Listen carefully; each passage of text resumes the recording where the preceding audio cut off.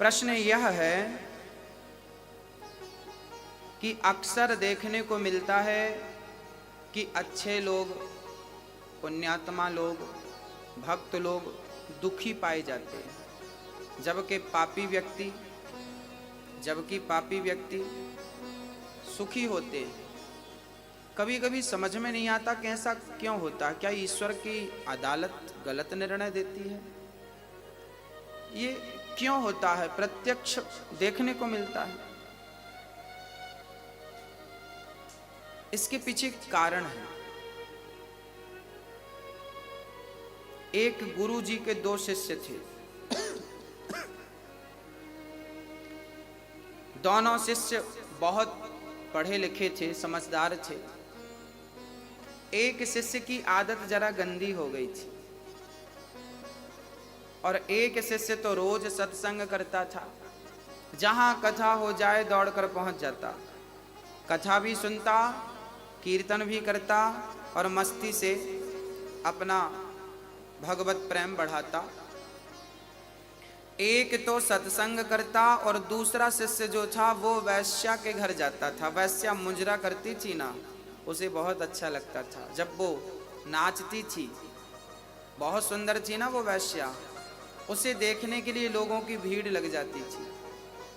आपने भी देखा होगा, आज भी गांव में कथा भागवत सुनाने, अभी हम कथा सुनाने गए थे बिहार में, तो वहाँ लोगों ने बताया कि महाराज जी कथा में इतनी भीड़ नहीं है, इन गांव वालों को पता बस चल जाए कि कोई नाचने वाली आई है तो सबसे ज़्यादा बूढ़ों की भीड़ लगती है।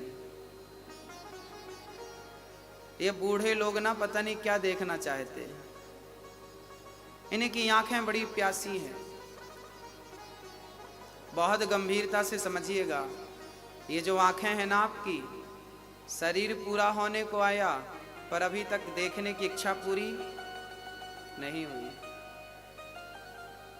आज भी मुजरा देखने का मन कर रहा है, आज भी नाचने वाली को देखने का मन कर रहा है, आज भी सुंदरता पर मन लट्टू है।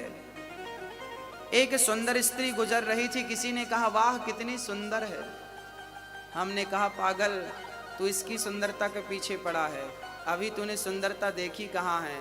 जिस दिन मेरे बांके बिहारी की सुंदरता देखेगा ना, पागल हो जाएगा। ये दुनिया हमें तब तक ही अच्छी लगती है जब तक हमें भगवान का स्वाद नहीं मिल जाता, और मिलने की देर है, केवल देर है। एक शिष्य जाता वैश्या का नाच देखता, जबकि दूसरा शिष्य जाता तो वो कथा सुनता।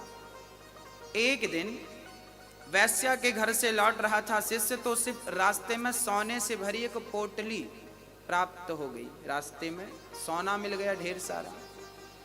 और ये सत्संग करने वाला जब अपने घर गया तो रास्ते में इसके पांव में एक लोहे की कील लग गई, और वो कील ऐसी लगी कि उसके पांव को फाड़ती हुई, हड्डी में चुभती हुई आर पार हो गई पांव में, पंजे में। अब वो लंगड़ाता हुआ गुरुजी के पास गया। गुरुजी, भगवान का न्याय कैसा है? मैं सत्संग करने जाता था तो मुझे कील लग गई, और वो वैश्या का मुजरा देखता था तो उसे सोना मिल गया। ये भगवान का निर्णय कैसा है? अरे वो गलत काम करता था तो उसे कील लगनी चाहिए थी, उसका नुकसान, पर आपने तो हमारा पांव उड़ा दिया। ये भगवान का निर्णय कैसा है? तब गुरुजी ने कहा, बेटा तुम केवल वर्तमान की देखते हो, तुम केवल वर्तमान की सोचते हो, जबकि ईश्वर भूत और भविष्य को देखकर निर्णय लेता। हमें पता नहीं कि कल क्या होने वाला है, लेकिन भगवान को पता है कि कल क्या होने वाला है। तो गुरुजी ने कहा, बेटा वो जो तुम्हारा मित्र था ना जिसे सोना मिला, आज के दिन उसे बहुत बड़ा खजाना मिलने वाला था। आज के दिन वो राजा बनने वाला था, पर वैश्या का संग किया, समय का दुरुपयोग किया, उसका पुण्य क्षय हो गया। और भगवान ने कहा कि इसे राजा बनना था, क्योंकि पिछले जन्म में इसका पुण्य ज्यादा था, इसे राजा बनना था, पर वैश्या का संग कर करके इसने सारा पुण्य खत्म कर लिया। इतने से सोने से इसे तसल्ली करनी पड़ेगी। और तुम्हें आज के दिन तुम्हें मौत आने वाली थी, आज तुम्हारे जीवन का अंतिम दिन था, पर तुम भगवान की कथा से जुड़े थे, कीर्तन और सत्संग से जुड़े थे, तो भगवान ने आपकी मृत्यु को एक लोहे की कील में तब्दील कर दिया।